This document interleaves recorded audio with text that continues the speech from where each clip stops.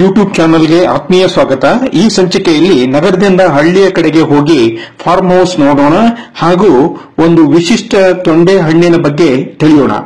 1994ರಿಂದ ನಾನು ದೆಹಲಿಯಲ್ಲಿ 6 ವರ್ಷ ಸರ್ಕಾರಿ ಸೇವೆಯಲ್ಲಿ ಇದ್ದಾಗ ಕನ್ನಡಿಗರ ಸ್ನೇಹಿತರಾಗಿದ್ದ ಜಗನ್ಮೋಹನ್ ಸಹ ಒಬ್ಬರು.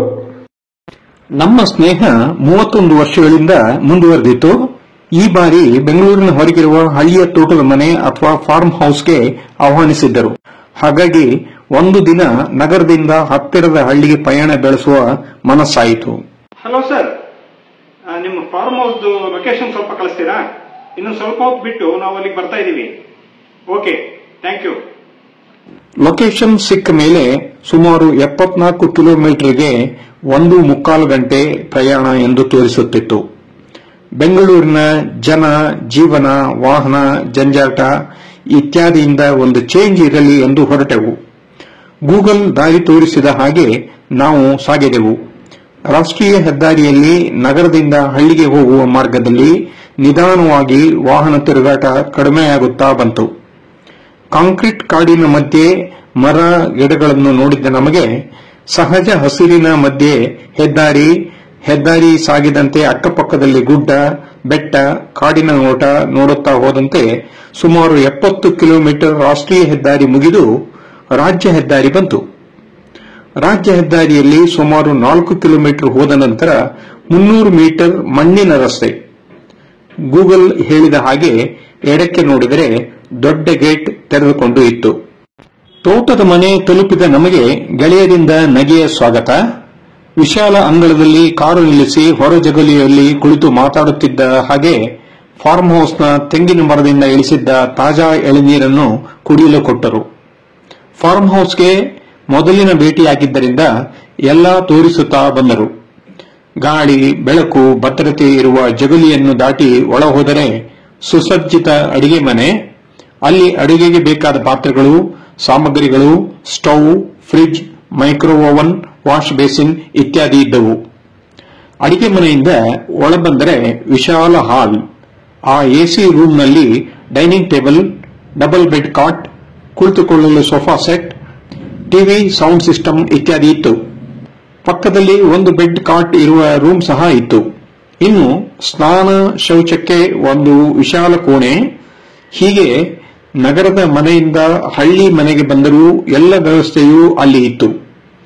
ಮನೆಯ ಒಂದು ಪಕ್ಕದಲ್ಲಿ ವಿಶಾಲ ಕಾರ್ ಪಾರ್ಕಿಂಗ್ ಇತ್ತು. ಇಲ್ಲಿ ದೊಡ್ಡ ಕಾರು, ಸಣ್ಣ ಕಾರು, ಬೈಕುಗಳನ್ನು ನಿಲ್ಲಿಸುವಷ್ಟು ವ್ಯವಸ್ಥೆ ಇದೆ. ಇನ್ನು ನೀರಿಗೆ ಮನೆ ಗಂಗೆಯ ಜೊತೆ ಫಾರ್ಮ್ ಹೌಸ್ಗೆಂದು ಕೊರೆಯಲಾದ ಬೋರ್ವೆಲ್, ನೀರು ಸಂಗ್ರಹಕ್ಕೆ ಟ್ಯಾಂಕ್ ಇತ್ಯಾದಿ ಇದೆ. 2 ಎಕರೆ ಜಾಗದ ಸುತ್ತ ಬೇಲಿ ಹಾಕಿ ಕೃಷಿಯ ತಯಾರಿಯಲ್ಲಿದ್ದರು. ಮಗ ಭರತ್ ಜೊತೆ ಹೋದಾಗ ಹತ್ತಿರದಲ್ಲಿ ಮಲ್ಲಿಗೆ ಗಿಡಗಳು ಕಂಡವು. ಒಂದೆಡೆ ಕರಿಬೇವಿನ ಗಿಡ ಗಮ್ ಎನ್ನುವ ಎಲೆಗಳಿಂದ ಕಲಿಯುತ್ತಿದ್ದರೆ ಪಕ್ಕದ ಕರಿಬೇವಿನ ಗಿಡವು ಗಾಳಿಗೆ ತೂಗಾಡುತ್ತಿತ್ತು. ಅಲ್ಲೇ ಪಕ್ಕದಲ್ಲಿ ಗಂಧದ ಗಿಡ ಸಹ ಇತ್ತು. ಚಿಗುರು ಕುಡಿಗಳನ್ನು ನೋಡಿದ ನನ್ನಾಕೆ ಅದರ ತಂಬುಳಿ ಮಾಡುವ ಆಸೆಯಿಂದ ಕುಡಿ ಕಿತ್ತುಕೊಂಡಳು.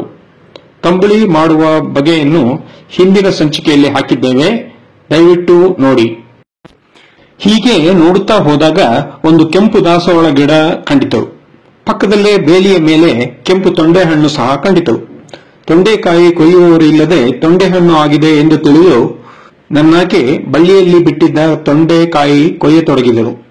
ಆದರೆ ಕೆಂಪು ತೊಂಡೆಹಣ್ಣು ಕೈಯಲ್ಲಿ ತೋರಿಸುತ್ತಾ ಬಂದ ಜಗನ್ಮೋಹನ್ ಹೇಳಿದ ಪ್ರಕಾರ ಅದು ಕಹಿ ತೊಂಡೆಕಾಯಿ. ಹಣ್ಣಾದರೂ ಸಹ ಕಹಿಯೇ ಎಂದರು. ತಿಂದು ನೋಡಿದರೆ ನಿಜಕ್ಕೂ ತುಂಬಾ ಕಹಿ ಇತ್ತು.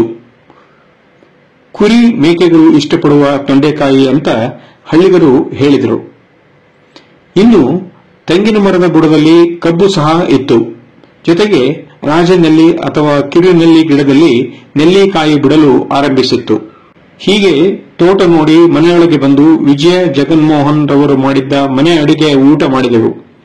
ಹಳೆಯ ನೆನಪುಗಳನ್ನು ಮೆಲುಕು ಹಾಕುತ್ತಾ ಗಡಿಯಾರದ ಕಡೆ ತಿರುಗಿದರೆ ಆಗಲೇ ಸಂಜೆ 3:30 ಗಂಟೆ ಆಗಿತ್ತು.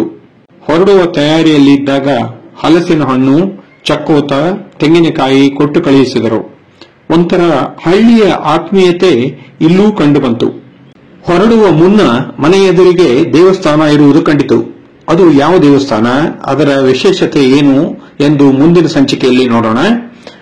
ನಗರದಿಂದ ಹಳ್ಳಿಯ ಕಡೆಗೆ ಹಾಗೂ ವಿಶಿಷ್ಟ ತೊಂಡೆ ಹಣ್ಣು ಇದರ ಬಗ್ಗೆ ನೋಡಿದ್ರಲ್ಲ. ಈ ಸಂಚಿಕೆ ಬರುವ ಮುನ್ನ ನಗರದಿಂದ ಹಳ್ಳಿಯ ಕಡೆಗೆ ಹೋಗಿ ತಂದ ಹಲಸಿನ ಹಣ್ಣು ಕಡಿದು ತೊಳೆ ತೆಗೆದು ತಿನ್ನುವುದಲ್ಲದೆ ಅದರ ಸಿಹಿ ತಿನಿಸು ಅಂದರೆ ಹಲಸಿನ ಹಣ್ಣಿನ ಮುಳುಕ ಅಥವಾ ಸುಟ್ಟೆವು ಮಾಡಿ ತಿಂದದ್ದೂ ಆಯಿತು. ಬೆಂಗಳೂರಿನಲ್ಲಿ ವಾಸವಾಗಿದ್ದುಕೊಂಡು ನಗರದ ಹತ್ತಿರದ ಹಳ್ಳಿಯಲ್ಲಿರುವ ಫಾರ್ಮ್ ಹೌಸ್ ಮತ್ತು ಕೆಂಪು ತೊಂಡೆ ಹಣ್ಣಿನ ಮಾಹಿತಿ ಇಷ್ಟವಾಯ್ತಲ್ಲ, ಒಂದು ಲೈಕ್ ಕೊಡಿ. ಹಾಗೆ ಈ ವಿಷಯವನ್ನು ಇತರರಿಗೂ ಶೇರ್ ಮಾಡಿ. ನಿಮ್ಮ ಅನಿಸಿಕೆಗಳನ್ನು ಕಮೆಂಟ್ ಬಾಕ್ಸ್ ಅಲ್ಲಿ ಹಾಕಿ. ಹಾಗೆ ಸಬ್ಸ್ಕ್ರೈಬ್ ಆಗಿರದಿದ್ದರೆ ದಯವಿಟ್ಟು ಸಬ್ಸ್ಕ್ರೈಬ್ ಆಗಿ. ಮುಂದಿನ ಸಂಚಿಕೆಗಾಗಿ ಕಾಯಿರಿ. ಧನ್ಯವಾದಗಳು.